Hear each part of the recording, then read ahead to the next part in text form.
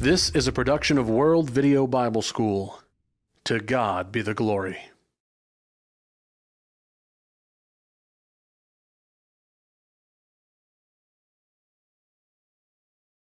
Welcome back in our continuing studies in Old Testament History 4, Ezra, Nehemiah, and Esther. As I explained at the beginning, we are studying first Ezra up through the first 6 chapters, then moving to Esther, because that is where this book falls chronology-wise, and then moving back to Ezra, and then closing out with Nehemiah, so that we follow the timeline as we go through here. We left off last time in the introduction to the book of Esther, looking at some of the background. Now, when Cyrus permitted the Jews in exile to return to their homeland, many of those folks stayed behind. And this is where we closed out last time, and it's only natural that many would stay behind. You think that here we've got 70 years of captivity. Thousands of Jewish people have been born during this time. They know no other place. They know no other home. Where they are is home. And so naturally, many of them just don't want to pick up and move everything and go somewhere else, even though mentally they know that that's the homeland. Even though they know that that is there, they're just not necessarily ready to make the trip. And so we have many, many people staying at home. Now, Mordecai and Esther and many thousands remained at home.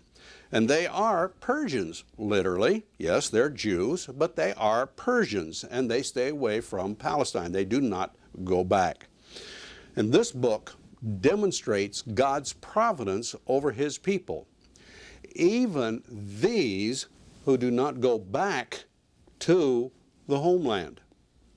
And that's important. God takes care of His people wherever they are. He takes care of us today, wherever we are in the world. Excuse me. It is so important to understand that God is not just a God of a hill or a vale like some people thought He was in the Old Testament times, but He is the God of the universe. And His people, no matter where we are here, He takes care of us. He knows of us. He knows our needs, and He will take care of us according to the New Testament Scriptures. All things work together for good to those that will love God. And so loving Him, obeying Him, He will take care of us. Does that mean that persecution and things like that, hard times, they're not going to come? No. It does not mean that. But it means in the end, spiritually, we stay right with Him. Eternity with Him is ours. Excuse me again. All right, now we want to look into some of the other writers that have written about this, non-biblical, such as a man by the name of Herodotus.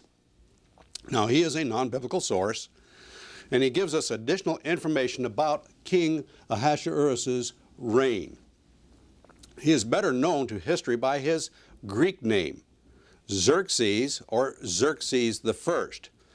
He was king of Persia from 486 to 465 BC. In the gap between his 3rd and his 7th years, he undertook a disastrous invasion of Greece. The feast that we see in Esther chapter 1, verses 1 through 9, corresponds to the assembly called in his 3rd year to explore the possibility of a campaign against the Greeks. So we see that right here, and we begin to look in the book of Esther, and we now have timelines. Now, these are not coming, as I said, from the Bible. These are other writers. History, true history, and the Scriptures are not going to contradict each other. They simply will not contradict each other. And so we can look at other writers and see about the time things happen, and we can place fairly close the times that things happen that we see written about in the Old Testament. Now, following the time frame, these following time frames can really be given. First of all, 486 BC. Ahasuerus comes to the throne of Persia. Now, just 3 years later then, in 483, the feast that is, the war consul, in his 3rd year. Vashti is disposed, and the search for a new queen starts. In 480 BC then, the Greeks defeat Ahasuerus in Salamis. Esther marries the king upon his return in the 7th year of his reign. And then, in 475 BC, Haman's plot against the Jews in the 12th year of his rule. So this gives us, as I said, kind of a time frame of the way things went and through this period. The writer of this book, we just simply don't know his name. The writer is obviously a patriotic Jew whose background was in Persia rather than Judah. Now, according to their writings, in Baba Baratha 15a, the men of the great synagogue wrote the book of Esther. Now, let's also consider the writings of Josephus in his book Antiquities. He considered Mordecai the author. But then I have a comment by Gleason Archer from his book, A Survey of Old Testament Introduction. Whoever the author may have been, he shows such intimate knowledge of Persian customs and of the 5th century historical situation that he may well have lived in Persia and been an eyewitness of the events recorded. Now, Gleason Archer is a very conservative writer, and I think I pretty well agree with what he has to say here. But again, you can see that more people consider different people as the writer. Even one considered Mordecai himself as being the author. Some considered a compilation of various authors. But it doesn't really make any difference. What is the point? The point is, this is Scripture. This is God's Spirit moving people to write this book, or a person to write this book. And so we have it recorded for us in our Bible today. To move on then, what is the message that we get from the book of Esther? Well, the book gives us historical background for the holiday Purim. Gives us the holiday Purim. Haman, now grand advisor of Persia, and a very wicked man, had plotted the annihilation of all of the Jews in Persia. Superstitious as he was, he cast a lot. Now, the Persian word is Peru. Purim is plural. So they cast the lots to select the best time to do his evil deed. Well, what day did it fall on? The lot fell on Adar 13. Now, through Esther's intervention, another decree is issued.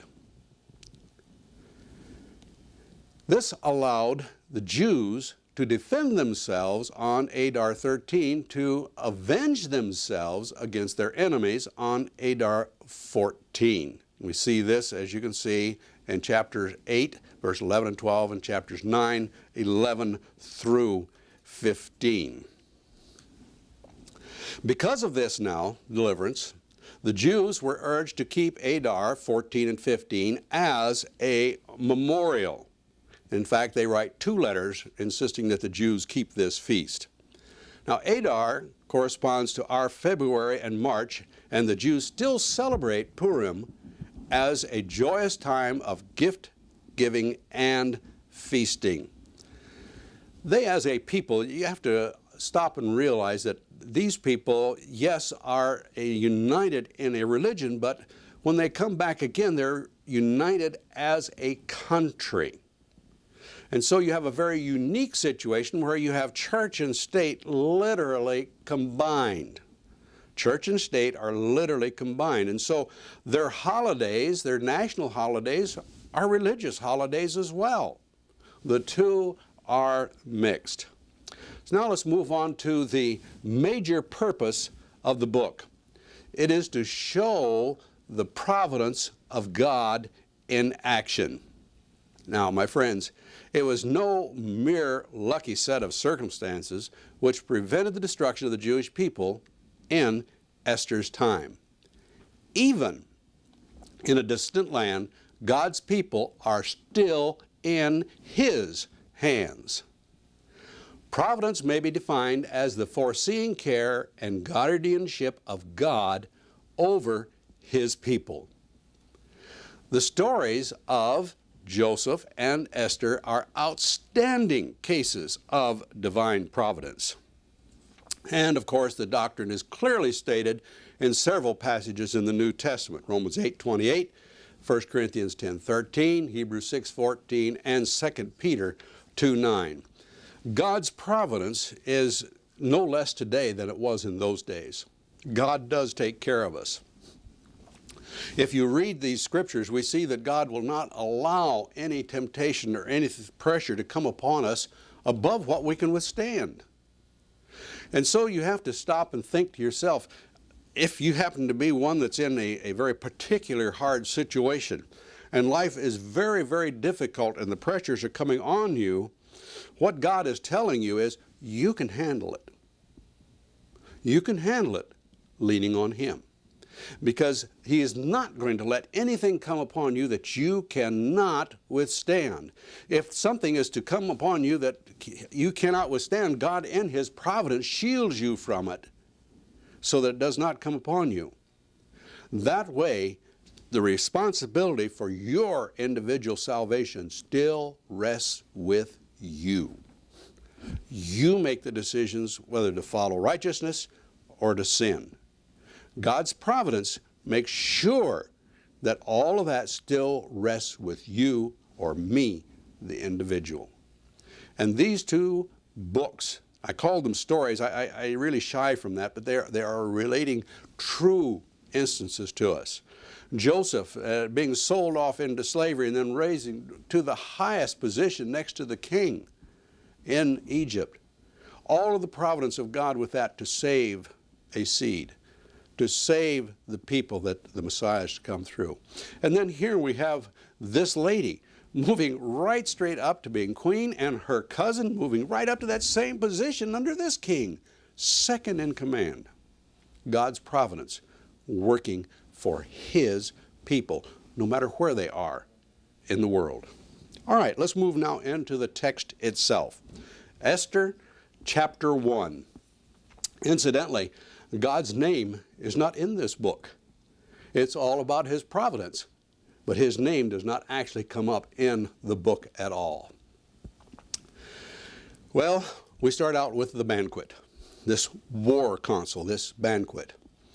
It mentions India here in the first verse, and what we're really talking about is the river Hindu. There are over 127 provinces. Now that simply, as I stated before, as we talked before, is talking about states or sections of the same country. It's really one country with these 127 states or provinces. And the capital, Shushan, well, that's the same as Susa. Shushan is the same as Susa. And in verse 3, he says that in the third year of his reign, he made a feast for all of his officials and servants, the powers of Persia and Media, the nobles and the princes of the provinces being before him. Now, what is he talking about, the powers? He's talking about the armies, the leaders of the armies. This is definitely a war council. It's a long one, but it is definitely a war council. Now, again, this is not to be understood as powers as being the entire army. No, they're representatives, they're leaders, they're generals, if you will, or in the Navy it would be admirals, but the leaders of the military are the ones that are coming together. And when you have this many provinces, you have a lot of military leaders. And so he's going to take a long period of time to have this council. And I've marked verse 4 as a fantastic public relations job. It says, when he showed his riches of his glorious kingdom and the splendor of his excellent majesty for many days, 180 days in all. Have you counted that up? That's a 6-month feast. That's a 6-month war council. That is a long time. Now, the guest list during this time would have changed regularly until all he wanted to impress had been included. In other words, the guest list would have changed daily or weekly or whatever. But everybody from all of these provinces would have been there. Now that's just some bit of a logistical problem, yes, but also consider the different languages. In all of this, there are several different languages spoken from several different areas of his kingdom. It's not one language. It's many languages, and so even that has to be taken into consideration when he has these people gathered together. They've got to be able to communicate even. So it's quite a problem, and it's quite a feast that this man has. And so it concludes at the end of 180 days, and there is another feast at the end of that. Now that could have been at the very end of the 180 days, or it could have been added to the end of it. We're not told of what it is. But he says that he gives this to the greater and to the small. In other words, to all of his servants, to all of those that work for him. This is a great council. It is a great feast. And he is really, as I said, it's a public relations job. He's building everybody up to what his desire is here of going to war against Greece. But here are all of these people, and he's gathering them together, and over this long period of time is building then this momentum so that he can go to war. And if you read just of all of the opulence, the wealth that is displayed here in verse 6, marble pillars, silver rods, couches who have gold and silver woven right into the fabric. We are talking about wealth that it's hard for you and me to even imagine this kind of wealth.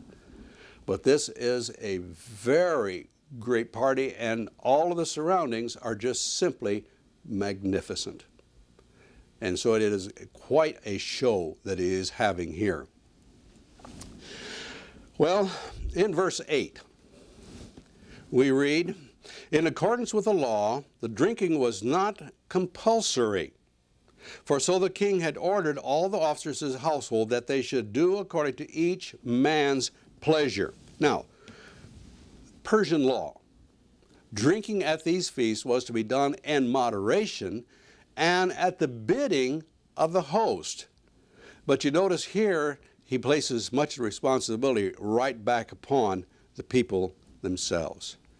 Well, we move into verse 9, really kind of a sad section of Scripture, but again, you can see the providence of God working in all of this. Now, God, he works in what men do evil and what men do good. He limits the influence of evil, but he can use evil men and evil actions to turn out to good for him. And we have to understand that.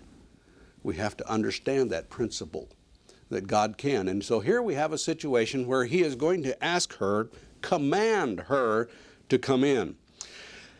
But first we need to recognize that she gave a party of her own. Yes, the men came and they were having theirs over there. Well, how about the ladies? Well, she takes care of them also, and she is having her party separately, and for all of those that came to the palace. Vashti. What does the name mean? It simply means a beautiful woman. Now, this may be a description of her rather than her name. And again, Herodotus records another actual name for her. But we call her Vashti, a beautiful, beautiful woman. In verse 10, 7 chamberlains, or the eunuchs that were used to communicate back and forth to the harem, are given a message for her to come in and to show her beauty. What does this phrase mean? Well, it can mean fully dressed but without her veil. Now, this would have been a great insult to her. And it could have been nude except for the crown.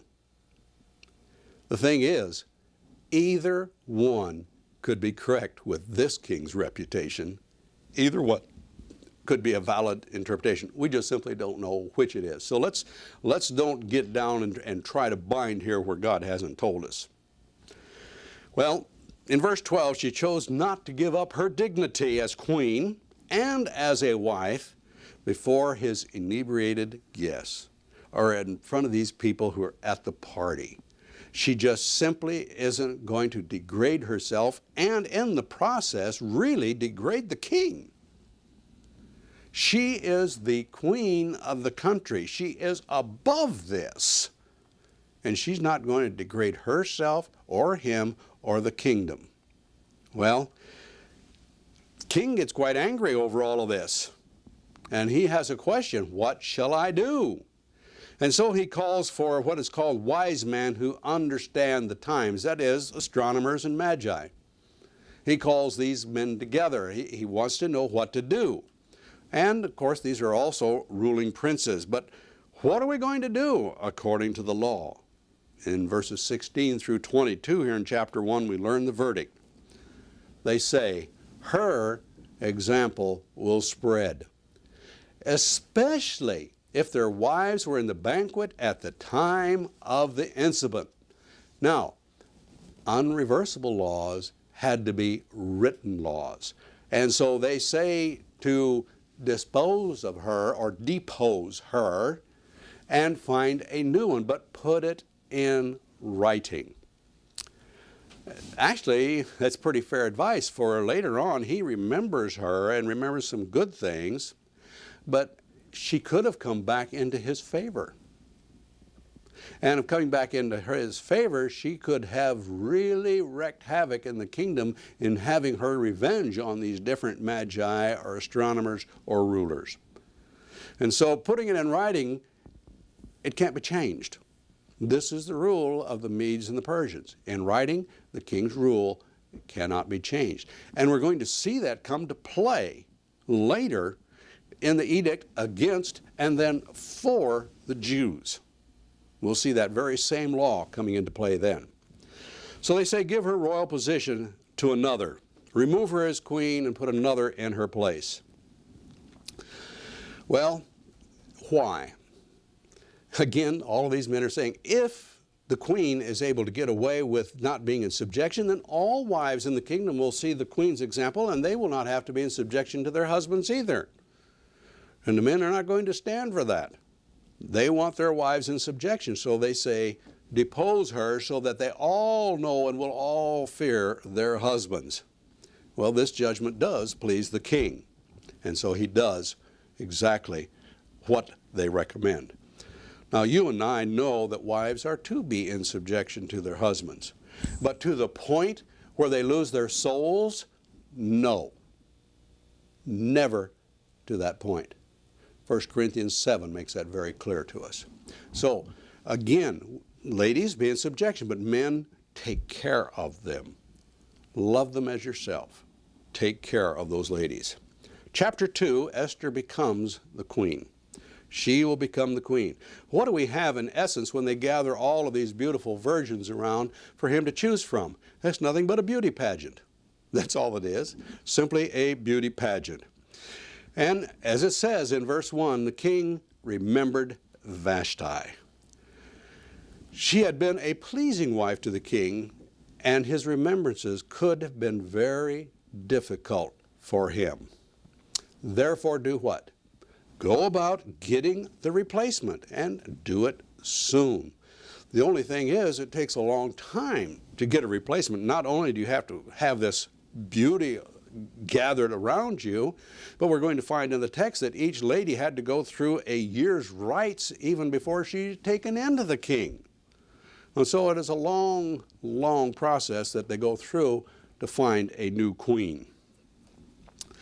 Verses 5 through 7 is the raising then of Esther. Esther and Mordecai are what relation? I've heard them called so many different things, but they are cousins. They are cousins. Look at verse 7 in chapter 2. And Mordecai had brought up Hadassah, that is Esther, his uncle's daughter. It's his father's or mother's brother, and that daughter. That makes them cousins. I've heard people say that Mordecai was the uncle. I've heard that so many different things, but here definitely it identifies them as cousins. Now Mordecai is obviously an older cousin, one with an established household so that he can raise her up. We see that very clearly in verse 7. 8 through 14 is the purification that she has to go through. She pleases the keeper of the virgins. And he is not, incidentally, the head of the harem. This is the keeper of virgins. The harem are the wives. These are the virgins. So there's two separate entities here. And she pleases him. Do you see God's providence at work here? I do. Now, Mordecai and Esther are in close communication. And he says to her, don't tell them of what race you are. Why? Her race would not be helpful, but a hindrance at this point. And so, according to Persian law, she goes through all of this ritual, all the regulations that these ladies have to go through. And it took at least, as I said, 1 year for this process. She is given whatever she desires before she goes into the king to make herself pleasing to him. But the thing is, she listens to the keeper of the virgins. And he is very pleased with her too, and so he, as it were, coaches her. He gives her special things, and then when it's time for her to go in, he gives her the very best. In other words, he favors her and helps her all he can. Again, providence working? I see it working. And then afterwards, she pleases him immensely, and therefore she is then assigned to the harem. And in verses 15 through 20, she is promoted to the very highest position. She is queen. Queen of all of Persia. Just think of that. This little orphaned Jewish girl becomes queen of this empire. She again accepts the advice of Haggai as to her apparel and everything. She's a wise girl. How does she know how to dress before royalty? How does she know how to handle herself? She listens to someone who knows, pays attention, and she pleases everyone. Well, this is now 4 years after the first feast that we have in chapter 1. Now, history tells us this is after the king went to war with Greece. He'd lost badly, almost annihilated, but he comes home. So here is actually a defeated king coming back to his own kingdom. Rather amazing, isn't it? And Esther, in verse 17, is made queen. And then they proclaim, in verse 18, they proclaim a release or a holiday. The idea is that there is either a remission of taxes or remission of labor, that is a holiday. It is more than likely that B is meant, that it is a holiday, not just necessarily a removal of taxes.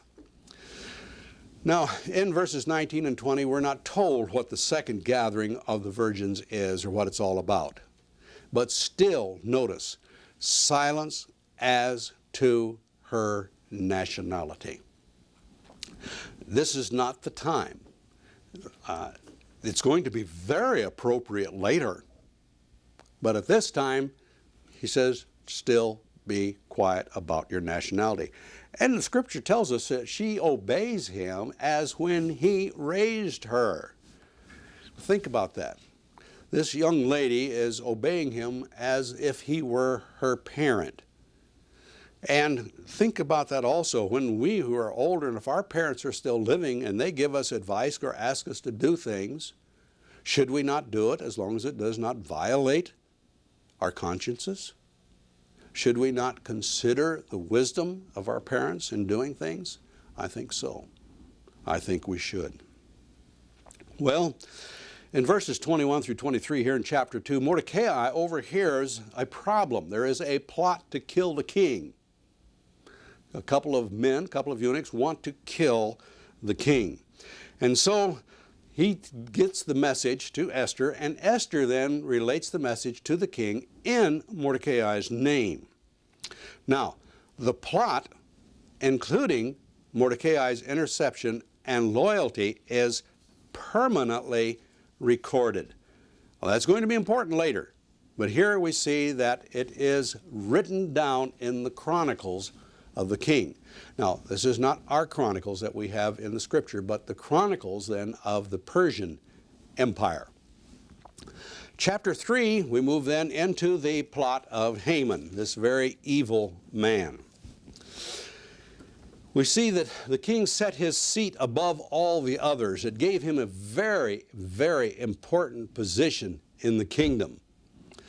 Haman, incidentally, was to be treated as the personal emissary of the king and given honor just as the king himself would be. In other words, he is placed so high, really up second to the king, that he is to be given all honor and everything as if he were the king. That is the kind of position that this man is elevated to. Now, Mordecai, there's a little resistance here, for you see, they were to bow down and show homage to this man. And Mordecai, he cannot give what belongs to Jehovah God. He cannot give that to a man. It's just simply not within him to violate God's laws in this way. Now, to the Persian and to the Greeks and to others at that time, the king was considered as a descendant, or at the very least, a representative of deity. They were divine in their thinking. Therefore, they were to receive this kind of honor. In fact, this king was considered as the incarnation of the god Oromancetes. Now, Mordecai's conduct is reported to Haman. Haman didn't see it for himself at first, but it is reported to him, and then he goes and sees for himself. Does this make this man unhappy? And so, why, he says, why would Haman have projected Mordecai's acts to the whole Jewish race? Why would Haman have done this? Well, simply because he would have thought Mordecai's refusal was because he was a Jew. Therefore, the whole Jewish community would have thought and acted in the very same way. Well, he may not have been too far from wrong there. Mordecai is acting responsibly and acting according to what Jehovah would have him do. And this man says, if he is a Jew and he is acting this way, well, then all of them are going to act this way. Well, he could see it as an insurrection or as a rebellion against the king, but he sees it more as a reflection upon himself. This man has a super ego. He just thinks more highly of himself than he ought to think. He really thinks he is it, as they say. And so the man is very, very wroth, very, very unhappy with Mordecai. Chapter 3, verses 7 through 11 comes the plot. What will we do with this man? Well, now we have to realize that astrology played a very important part in Persian life. No major decisions were made without checking with the astrologers. And so they do. They check with the astrologers. What are we going to do? And so they cast the lots to find out when they should do their evil deeds. The exact day, we see, is not given. And so he goes into the king and he's going to get his decree, and he just says a certain people. He doesn't say how many, he doesn't say who. They're just simply not specifically named. But they are a certain people, a very certain people. Well, the king also projected Mordecai's actions to the entire Jewish people. He saw the reasoning there, And it seemed sound to him. And really, in the ways of thinking of men, it was sound thinking. Well, Haman offers to pay for the tax collectors to collect the booty for the slain. He's smart. He is smart. He says, I'll take and pay for some of this, and we'll just get this whole job done, and yet we'll also build up the king and all of this process. This would mean millions, I mean millions of dollars, even in our standards today, added to the king's treasury. The king gives permission. And so he gives him his signet to go and create the letter, in writing now, get this, so that it's law, and then puts the signet to it. It is official. But what does the king say? He says for Haman to keep the spoils. The king would not have anyone say he had approved of this for his own personal gain. Again, this king does show some wisdom in many things. He may not have been particularly wise in military things, but he does show some good reasoning and some good governing decisions. And so we have to consider who and what he is, and he's making some good decisions as he goes along. So the decision, though, is made, and we have Haman making the declaration and sending it to all of the provinces. Now, this is a chore in itself. Remember, 127 provinces, and they're in different languages. Now, all of this has to be taken into consideration. And then it says about the Jews, they are perplexed. Perplexed? Why are the Jews suddenly to be killed? Why, there had been no uprisings. There had been no rebellion against the king. There had been really nothing for insurrection or anything. And the Jews are all of a sudden, why are we hated? We've been doing our job. We've been living here. We've been giving our sons and daughters in marriage. We're part of the kingdom. We're good citizens. What's happening here? We are good citizens, and all of a sudden we're to be killed? Can you not understand why they were perplexed? Well, Mordecai has a copy of this, and he is going to go to Esther and persuade her to intervene. And that's where we're going to come back in our next section. Be sure and read the book, read the text. See you next time.